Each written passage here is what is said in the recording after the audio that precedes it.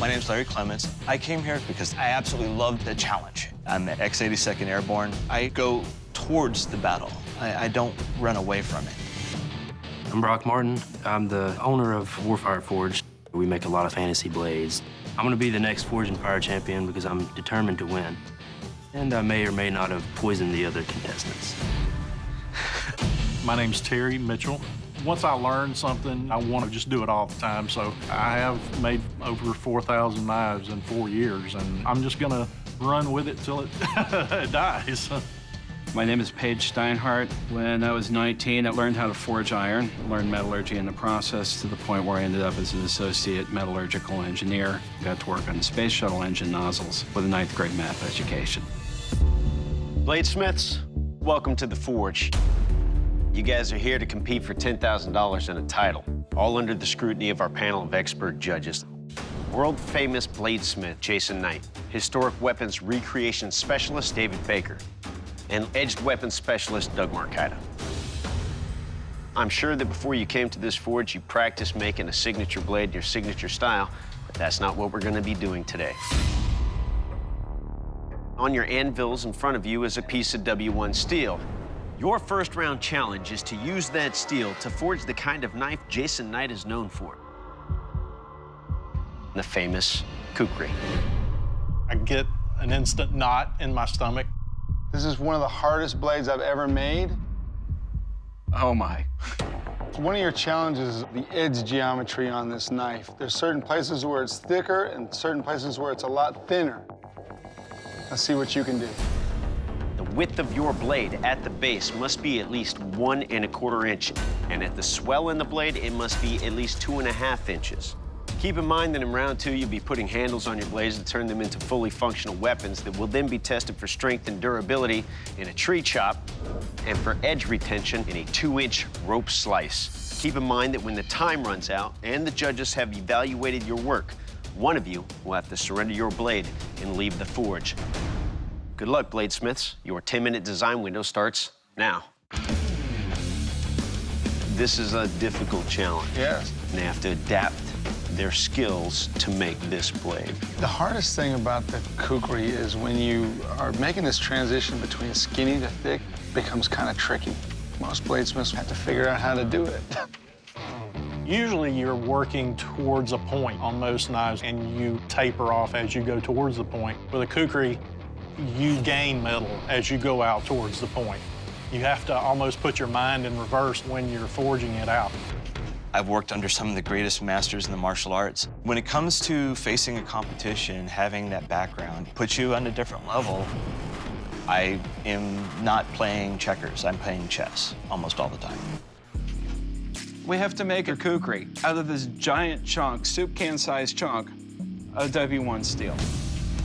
It's the obvious challenges where you gotta hit the dimensions. And you gotta hit the dimensions with a downward curve. It has all this weird geometry going on, and I gotta build it. I've made Warhammers and all kinds of blades, so I'm not too worried about this. My only concern is I haven't worked with W1, so I'm not sure what the composition is exactly. So I just want to keep this simple in designing this kukri. Bladesmiths, your design window is closed. Your 3-hour forge time starts now. The hardest part of this knife is calculating how much steel you need where. Yeah, one of the challenges is trying to build enough heat so that the metal will actually move when you hit it. You get a piece of metal the size of a soup can. It takes an awful long time for the heat to travel from the outside to the inside. I think this has been the biggest billet of steel we've given any of our contestants. I think some of my strengths coming into the forge are what I know about metallurgy. Metal is something I think about, I work out in my sleep. My wife says that I have an unnatural relationship with metal. Larry is the first one of our smiths to actually take steel over to a machine. It just doesn't seem like it's hot enough. I wouldn't forge that temperature. Everything goes faster when you have enough heat. Trying to get a large block of a tool steel up to heat to be able to move that into a billet is a challenge. Man, you can just hear that press squealing in agony. Ah! Brock's Forge is hot. Look at that. It's like a little dragon spitting fire out. So the first thing I want to do is draw this material out so I can start to get my profile worked out. Look at the difference between Brock's steel and Larry's steel over here. Cold gray lump versus bright orange brilliance. Yeah, one thing with Brock, we know he's going to have to do something extraordinary because he is making a style statement. When I forge, I immerse myself fully in the way I dress. You're really getting in touch with something historical. And what do you suppose is in that horn? That's a way to call for help?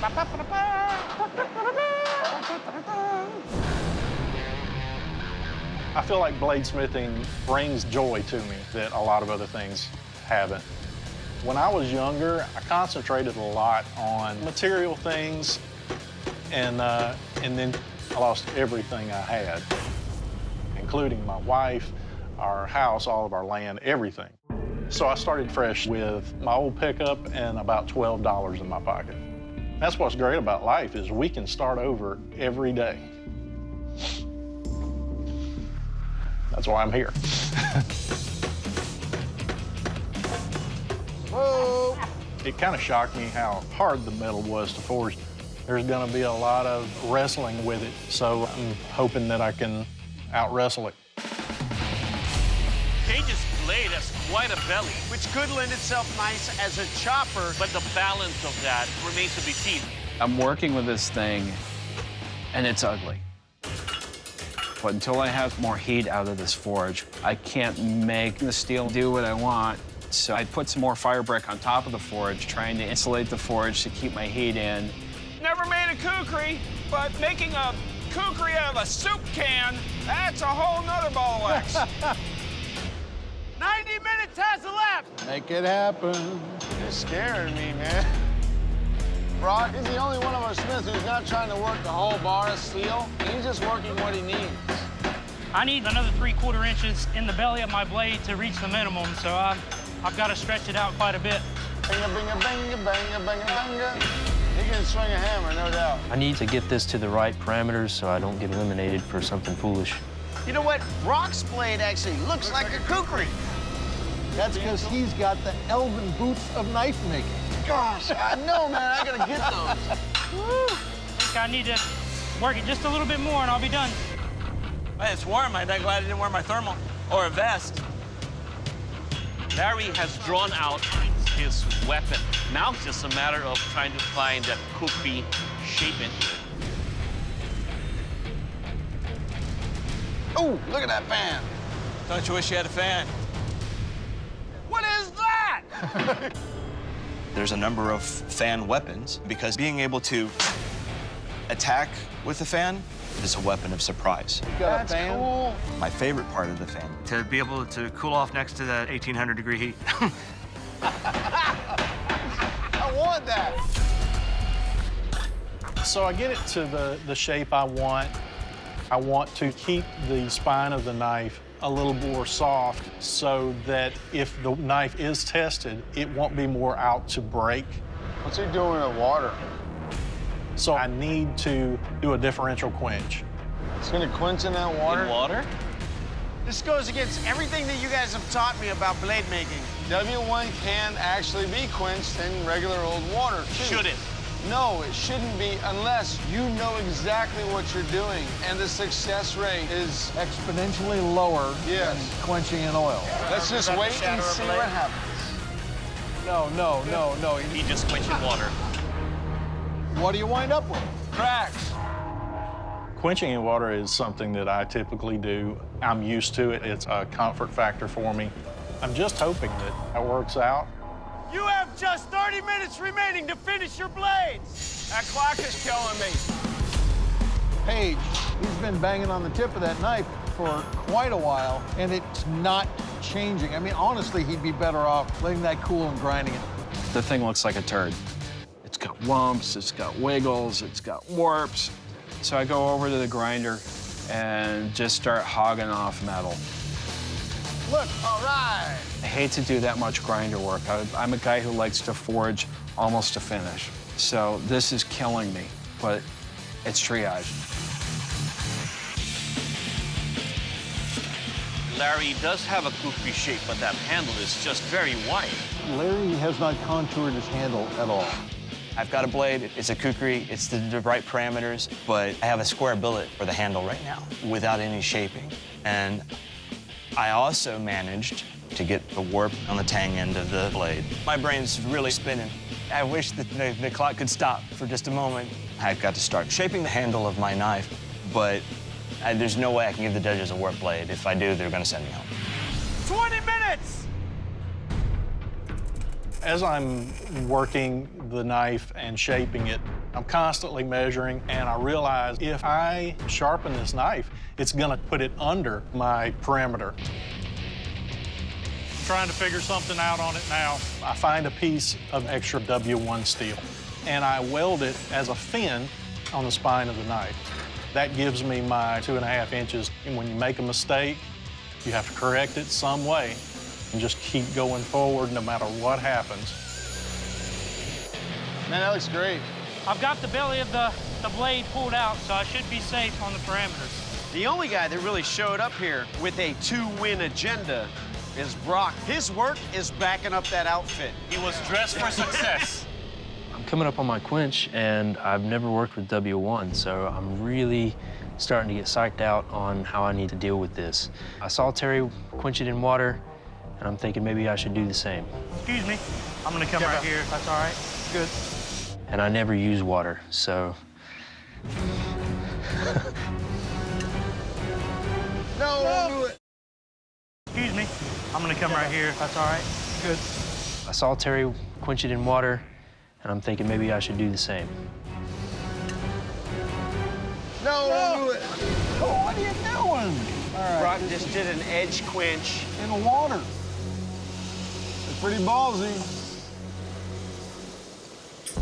I hear a nice tink sound, which is not good. I'm starting to panic. It's cracked. All I can do at this point is clean it up some and hope it's enough. This could be it. I hope Brock saves the princess in this episode. There we go. Paige is in the quench. Oh, man, that thing was great red. That was a hot Holy one. smokes. We got a clinch over there with Larry. 10, 9, 8, 7, 6, 5, 4, 3, 2, 1. Bladesmith, shut down your machines. Your forging time is over. I couldn't take the warp out of the tang. I hope that's not going to be seen something against me. I'm really happy with the profile and the shape, but I really regret quenching it in water. In the first round of this competition, you were given a solid piece of W1 steel from which to forge a kukri. Let's see how you did. Larry, you're up first. You were having a lot of problem getting that steel to move. Now, I'm not identifying any major cracks in this blade, but some of that might have to do with how much material is still here. Your weapon right now looks like a curved, flat stock steel. There's no flare to your handle. It's pretty much all the same all the way there. That, sir, is very uncomfortable. Brock, you're up next. What I like, you did 90% of this work with the hammer, but pretty major cracks that I can see. What made you decide to quench the blade in water? Because I hadn't worked with W1, so I took a risk that I shouldn't have. Your blade has some serious flaws in it. I don't know if you can fix these flaws. Terry. Your blade kind of looks like kukri, but the difference with the kukri is when you hold it on the grip, it's already got that forward sweep to it. With your blade, it's very straightforward. Your handle feels good. So you also quenched in water. Yes. You have some quench cracks, at least 3 that I can see. Water is a dangerous media to quench in. Paige, you're up. Paige, I know how hard it is to make this knife. You're closer to being a kukri shape. You have some edge geometry going on here, and I appreciate that. Thank you. All right, gentlemen, the judges will need to take a closer look at your work. Thank you. That was harsh. Dude. All right, judges. So is there a blade on this table that is absolutely moving forward? Paige. This is a blade that can be refined into something that will be effective. Let's move on to Larry's blade right here. Although he did meet the parameters, this is the least knife of all 4 of these. There's no shape to it. There's a huge warp in this blade. I think the forge skills on this blade are lacking. Let's move on to Brock's blade. He's got a kukri shape there. He's got a nice handle, but there are major cracks visible in this blade. There are ways to take care of this, mainly because there's enough material here to do it. But if we were to test this at this stage, I wouldn't be able to. I don't know. It's any man's game. Why don't you go ahead and pick up Terry's blade? What do you think of that there, Dave? You know, Terry got a good shape going in the handle, but, you know, when I look at it, I don't see a kukri. It's a design, but the problems with this blade are all the cracks that he has in this, and it's thin. All right, gentlemen, have you made a final decision? Yeah, man. Let's go tell our smiths.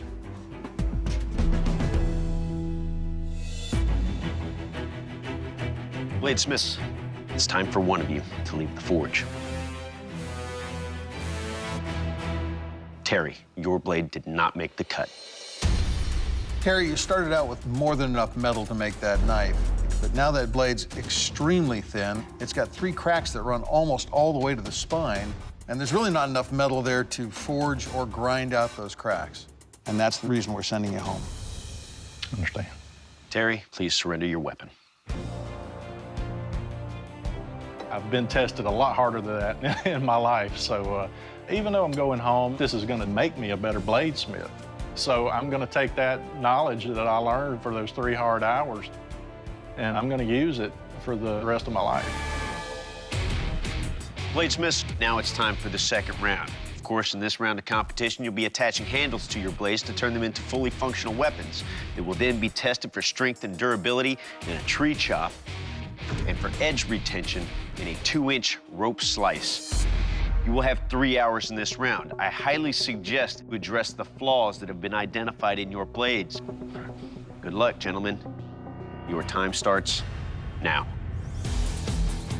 Who do you think has the most work to do right now? Brock has 3 major cracks in that blade. He can grind a lot of that material away. Man! The first thing I have to deal with is the stress fractures. I instantly go to the grinder to see how deep these are. I have a couple of ideas to deal with these stress fractures. One being just bringing this blade in more. If I don't eliminate the stress fractures in this blade, I'll be eliminated in the next round easily enough. Brock is on his merry way in developing his blade. Larry's gonna try to straighten that blade right now. I've got to fix the warp, and then I've got to start making the handle. The first thing I do is heat up the tang of the knife. The goal of this is to make sure it's soft enough to try to move the metal and take the warp out of the tang without cracking my knife. That fire is nowhere hot enough to make that metal hot enough to move it. You need to get that flame Like a little moving. feather. Exactly. He's gonna make a smoke screen and switch out the blade. That's right, that's right. My triage order is handle, fatness, edge. Handle first, that's kind of a no-brainer. Just start shaping my tang so it'll work. A weapon's no good if you can't put it in someone's hand. I'm trying to make this as flat as I can, so I've got a good bedding surface for this handle material to bed against. And then I probably got half a pound of steel that's got to come off of this thing. I got a long road ahead of me. I think I've dealt with all my cracks. I don't see any visible fractures on the edge. I'll have to find some material to make sure I have my parameters, because I'm probably off by just a little bit. Well, you look at that. Brock is actually welding a piece of steel onto the back edge of the blade. He's trying to put more mass back into it. No matter what happens, I like Brock. I like his outfit, and I wish I'd figured out what he's doing with that horn. Brock, what's in that horn? The shape of the tang, it's close enough. Got to get a handle on it. Everything here is just a little bit undersized. If I want to get thickness, I'm going to have to go with this rag micarta, and I hate rag micarta. I don't like looking at it. I don't like feeling it, but it's sitting there just saying, you know you need me. I'm the last one in the bar. Take me home. Screw it and move on. Bladesmiths, 90 minutes has left. I'm about to switch gears. I wasn't able to take the warp out completely without taking a risk of breaking the blade. You know, it's gonna have to be good enough at this point. No, the judges didn't have the greatest feedback about my block handle. And when it comes down to it, I didn't have enough time, and so now I've got to make up the time I lost in the first round. Drill the holes, find the handle material, start gluing the handle material together. My goal is to get it assembled, and then I have to hit the grinder again. Can't use a weapon if you can't hold on to it. Bladesmiths, you have just 30 minutes remaining. Seeing handles on 2 of our blades. Brock's starting to move a little bit frantically. Not only does he have to get his handle material fitted to his tang, he's also got to shape it into a comfortable handle. I've got to get this together. I'm running out of time. So priority number 1 on this handle is getting it done quickly. I've grabbed some material that's not particularly beautiful, but I think it'll work. Not going too well. It's wrestling with something over there. I'm trying to get my pins to fit, and I realize I have one of my handle scales backwards. Okay. You know, at this point, even if Brock just got 2 pins all the way through both scales and filled the rest with glue, at least we'd have something to test. I'm out. I'm starting to panic. If I don't get this handle together, they won't be able to test it. I'm going home. I've only got about 20 minutes left, and I have one of my handle scales on backwards. I think Brock better get busy, bizzoed. Even if Brock just got 2 pins all the way through both scales, at least we'd have something to test. I'm really pressed for time, so I really have to work fast to shape this handle. Brock needs to get gluing. I'm right on schedule. I've started profiling the handle so it's got a better grip. Larry's actually added a lot of shape to the handle, man. The scale is still huge. I think it's coming along great, but I got a big hand, so I got to compensate for other people. The handle feels good. It doesn't want to rotate weirdly in my hands when I'm flipping it around, so I'm moving on. The clock is really running down, and there's way too much meat on it. I've got to grind it down. I want to have something that's actually sharp. It's really not a bad shape, but it's crude. He needs to basically fine-tune his blade. I'm just grinding and grinding it, grind, grind. I'm nowhere near an edge. The clock is just running away. 10, 9, 8, 7, 6, 5, 4, 3, 2, 1. Bladesmith, shut down your machines. Return to your anvils. I'm looking at my blade, and it's not as sharp as I want it to be, but at least I've got a handle. I'm really wishing I just had 5 more minutes. Brock's got a decent-looking blade. I don't know if he dealt with his cracks, but if he did, then I'm in trouble. This is the strength test. I'll be testing the strength and durability of your edges by chopping into these trees 3 times. This is not about what your blades do to these trees. It's about what the trees do to your blades. A palm tree is not easy to chop through on the best of days. It's designed to roll an edge. Larry, you ready? Always ready. And that's why I made an edge that would be able to handle a problem like these palm trees.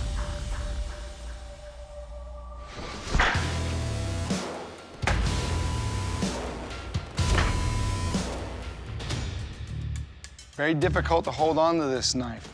I just don't have good leverage. There is no edge damage. Oh, wait a minute. There is edge damage right there. It doesn't surprise me. You still have essentially a flat bar of steel, and the edge is only right here. That's a little shocking to me. But all I can do is give it to the gods and see what happens. All right, Brock, you ready? Yeah. I'm pretty sure that I got all the cracks out, but if I didn't, it could be a fatal flaw in this testing.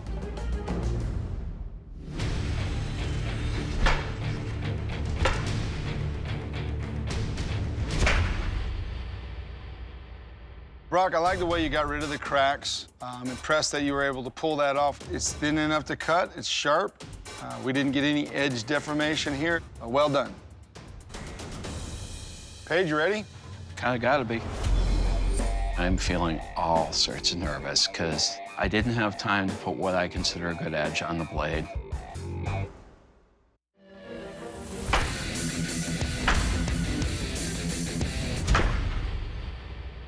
Well, Paige, your handle is comfortable, but it's a little round here. It makes it a little more difficult to control. However, your blade cut deeply into the wood, and your edge has no damage to it. Well done.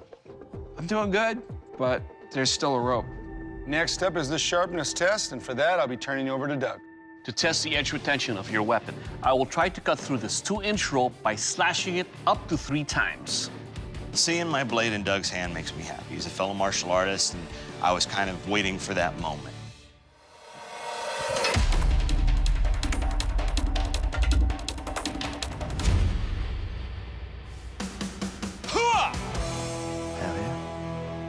You definitely have a beast here, making it even harder to control in the recovery. Power without control is useless, but your blade will cut. Thank you. Brock, you're next. Ready? I'm a bit nervous at this point because my edge is probably not as refined as my competitors.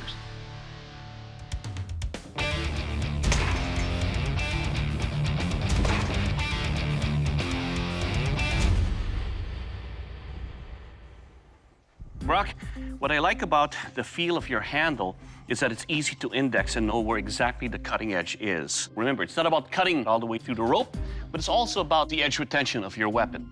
It's not very refined, but overall it's got a good feel to it. Your blade will cut. Paige, your turn. You ready? Yes, sir.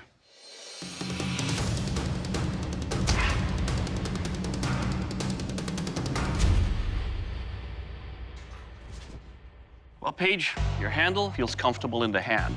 Your blade is actually light and balanced, so it's easy in the recovery. Your blade is sharp enough to cut. Good job. We all hit a wall in the first round. We all had to recover in the second round. I think it's a tight race. Bladesmiths, it's time for one of you to leave the forge. The bladesmith leaving the forge is... Bladesmiths, it's time for one of you to leave the forge. Larry, your blade did not make the cut. Larry, your handle is very large, and it made for an unwieldy feel while using your blade. But in the end, your blade was the only one that developed any kind of edge damage. That's why we're letting you go. Well, Larry, please surrender your weapon. I feel it was an extremely close competition. I made a beast of a blade for a Viking of a person. I definitely achieved the goal of putting myself out there and challenging myself. Life without challenge is boring. If we don't rise up and meet life, then we're not living. Brock, Paige, congratulations. You're both one step closer to the title of Forged in Fire champion and a check for $10,000. All you have to do now is go home and reproduce an iconic weapon from history. That weapon is the Aquafina. Kind of scared of it. The Aquafina is a distinctive sword hailing from the Ashanti Kingdom of West Africa around the 10th century AD. Initially used as a weapon of warfare, Ashanti warriors brandished the sword in one or both hands to deliver heavy strikes in close quarters combat. The sword's curved blade and dumbbell-shaped hilt were embedded with symbolic designs known as adinkra, evoking Ashanti principles like courage, valor, or heroism. Today, the Aquafina is a national symbol of the modern-day Ashanti city-state, carried by the king's royal emissaries at prestigious ceremonies. Your weapon must come to a flared tip and have at least 2 cutouts in the blade. Additionally, the handle must be rounded at both the top and the bottom. You will have 5 days at your own forge to do this. At the end of 5 days, you'll return and present your finished Aquafinas to our panel of expert judges. Good luck, bladesmiths. We'll see you in 5 days. Bring it on. Let's do it. I'm back in my home forge. I did a CAD draft. She's ugly. Almost all of the historic examples have a hook on the end of them. The blade is pierced. It really kind of looks like a pancake turner. Get it hot, hit it hard. What concerns me greatly is Brock pulled off the most amazing comeback that I've seen yet. He literally went from a cracked blade to the final round. And now I have to deal with him as an opponent. My shoulder's gonna hurt a little bit tomorrow. It's a really broad blade, which means in order to make it so that it is actually a usable weapon, I'm gonna have to make it really thin. A lot of effort to try to make it do what you wanna do. I'm looking at this blade. It's gonna be thin. I ended up losing mass on the edge to the point where the edge was compromised. I think that'll work. If this is too thin, it will crack in the judge's hands. Time to reassess and try doing another blade. We're back at my home forge. Let's make some blades. It looks like we're getting some thunderstorms, so I think Thor is favoring me today. All right, all right. The Aquafina was often made from iron, so it's very easy to work. I don't have to worry about annealing it. It's not gonna harden in that way. Put some fresh coal here. I'm a lot more comfortable in a coal forge. It's what I'm used to working with. You gotta get this up to forge welding heat. In order to create a blade that will have a very strong edge but still be mostly iron, I'll have to use a Sanmai construction, folding the iron onto a high carbon steel and create a layered billet. But as I'm shaping this blade, I noticed an issue. Damn. Got stress cracks. Probably because of going back and forth between the thinning and shaping. If those get too severe or too deep, I'm in trouble. Day 3, had a bit of a setback. I couldn't go forward with the blade I'd been working on, so I scabbed together a bunch of bars of metal into one and forge welded them together. Not seeing anything that makes me more nervous than before. So today, I am getting ready to cut out the diamond shapes. I was gonna try to cut something fancy, but I don't have time. Time is precious. Diamond symbol means precious. Now I'm gonna figure out how to wire up my heat treating oven. Heat treating a blade is a very stressful process for the steel. With the number of forge welds involved in this blade, there's a real possibility that this blade could just peel apart. I didn't feel any bad noises. It's still a blade. I think I might actually be able to finish this thing. Doing some blade surgery this morning. It's day 3. It's a very pivotal day. It's okay, little blade. It's gonna be all right. Those cracks are only surface deep. I don't believe they're going to affect my blade's integrity. And that's just something I'll have to deal with via hammering. That went pretty well. I'm gonna put some symbols on the surface of the blade. I've really been drawn more to the ones with the diamond shape in them. They're looking good. I really need to heat treat. The sooner I heat treat, the sooner I find out if this blade really is ready to go. Ooh, that feels aggressive. If anything goes wrong with the heat treat, I'll have to abandon it if I can't fix the problem. Got a real severe warp. Messed that all the hell up. There's no way this thing can be tested like this. I really need to get that warp out. I really don't want to be beating on this thing too much. I have to really be careful with how I hammer this. If it cracks, that would be it. Day 4, this blade's got a whole lot of ugly going on, so it's kind of necessary to take that off. Today, I've got to make it pretty, finish the handle, and decorate the handle if there's time. The major hurdles of the blade are finally behind me, I think, unless I discover something completely unexpected. No. Got one delamination I don't like right there. This might come back to bite me. But I can't spend time chasing problems. I need to move on. I'm not gonna grind anymore in that spot. So my plan for the handle is to take this really nice-looking African wood and turn the handle on the lathe. You just spin it and cut off whatever doesn't look like your finished piece. All right, I want to test it. That works. I'm about to attempt doing gold leaf. It's going to take about 30 minutes for this sticky stuff to be ready for leafing. Looks like the historical ones. I built a weapon. This is the first time I really feel confident that I can win. Day 4, I needed to straighten the blade toward the tang, so I hammered that a little bit. That's nice and straight. So I finally got my Aquafina straightened, but before I can really know if this thing's going through, I need to test it. All right, so let's take a few light swings. Let's do some harder swings. I don't see the judges hitting it any harder than that. Let me get on shaping this. I'm gonna start working on my handle, and I'm using an African wood tamarind. I think it'll suit this Aquafina well. That is what we're looking for. I've chose to incorporate some symbols on the handle: humility and strength, endurance. All of those elements are in this blade, and I'm very proud of it. It's gonna kill. Time for judgment, Paige. Bladesmiths, welcome back. You've had 5 days at your home forge to work on your Aquafinas. Brock, how did it go? Pretty well. I chose to do a Sonmai construction with iron and 1095, and I'm trying to stick with a more authentic look. I think it'll hold up well. Paige, how'd it go for you? I ran into some issues, but I pushed through it. I built my weapon to cut deeply and went after the historic profile of the weapon and hope it works. Well, now it's time for the weapons test. Up first, the kill test. Doug? Bladesmiths, the Aquafina was a weapon used by the king's emissaries to dispatch their enemies. To see what kind of lethal damage your weapon can do, I will deliver killing blows on this lamb carcass. They look awful huge for lambs. Brock, you're up first. You ready? Yeah, see what she does. So going into the final round, I'm really excited. I've had a lot of time to really get my mind set for this. I know my edge will hold.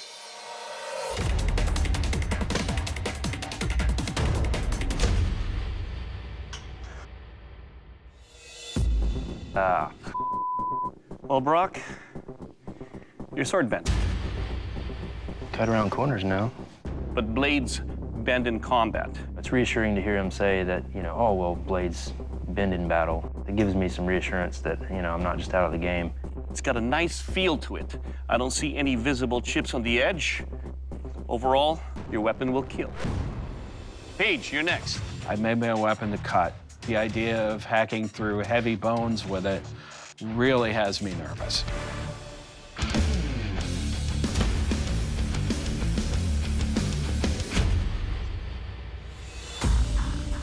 All right, Paige, let's talk about the balance of your blade. It actually feels good for chopping. Your blade cut in deep, and it cut through the ribs, and those kinds of cuts will kill. Okay, Bladesmiths, next up is a strength test. Dave? Gentlemen, to test the strength of your weapon, I'll take 2 chops into these pieces of bamboo. Now remember, this isn't about what your weapon does to the bamboo, but what the bamboo does to your weapon. Brock, you're up first. No turning back. The blade warping as badly as it did was not something I expected. I'm just worried about how that warp is going to affect the testing. Brock, you're up first. No turning back. Notice the shape there, so we'll see how we do after these cuts.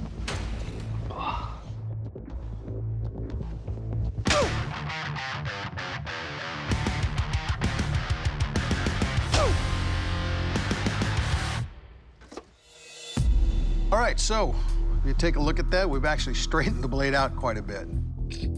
It's very hard to line that blade up when it's got that bend to it, but it did cut, and I'm not seeing any damage to the edge. Nicely done. Paige, you are up next, sir. You ready? Yes, sir. Brock's blade, no edge damage. And the blade's straighter than it was when David picked it up. It's unbelievable. The things that should have taken Brock out of this competition don't. It's like a cockroach. You can't kill it.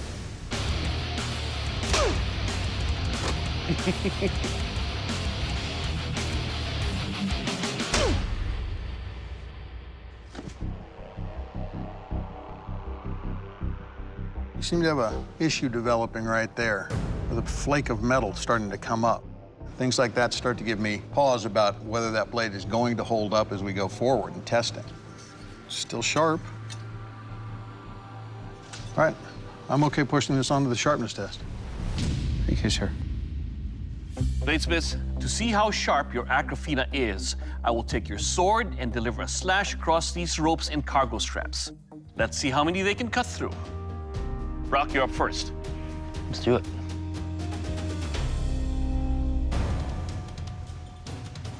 Ready.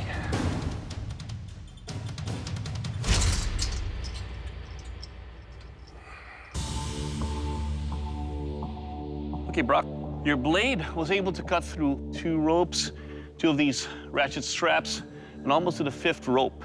I don't see that it's picked up any more of a bend. And overall, your blade will cut. Paige, you're next. You ready? Yes, sir.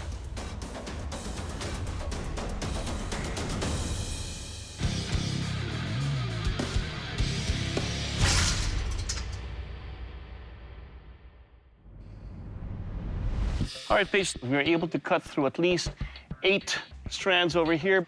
I don't see that you picked up any bend in your blade here. And overall, your blade will cut. Thank you. Good job. I think the only real flaw I had was that warpage. Paige had some issues on his blade edge, so who knows how it'll go. Bladesmiths, the judges have finished their deliberation, and I have a final decision. But before that, they have some feedback for both of you. Dave? Paige, you brought us a very effective weapon. What I would have liked to have seen is maybe a little less time gilding a handle and a little bit more time working on things like that delamination in your blade. But it did well in all of our tests. It's got the proper shape, the proper feel in the grip. Nicely done. Thank you, sir. Doug? Brock, I like the feel of your weapon. Now, you went for the authentic thing by using iron, an unhardenable steel in your weapon, which is a gutsy move. That may be the reason why it picked up the bend. But yours didn't crack, and it stayed sharp. That's cool. Bladesmiths, you've both done fantastic work, but there can only be one Forged in Fire champion, and that champion is...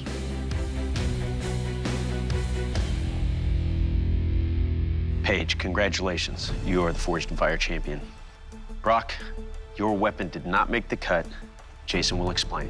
Brock, I love the authentic look that you brought with your blade. But ultimately, I think you had more wrought iron than you had high carbon steel in the core. And though the edge didn't chip, it did bend. And that's why we have to send you home. Brock, please surrender your weapon. I came here to win, but, you know, I'm happy with what I did. I learned a lot from the experience. Thanks for providing. I don't think you should ever stop challenging yourself. It's back to the forge, making new things every day, so I'm excited to get back to that. Paige, congratulations. You are the Forged in Fire champion and will be receiving a check for $10,000. How you feeling right now? I'm very relieved. I'm very happy. I'm a metal geek, and I've never won anything like this. What Forged in Fire pretty much forced me to do is step way the heck outside of my comfort zone. I'd like to thank Brock for being a worthy opponent. He gave me a fair run for the money. He really made me work for this one.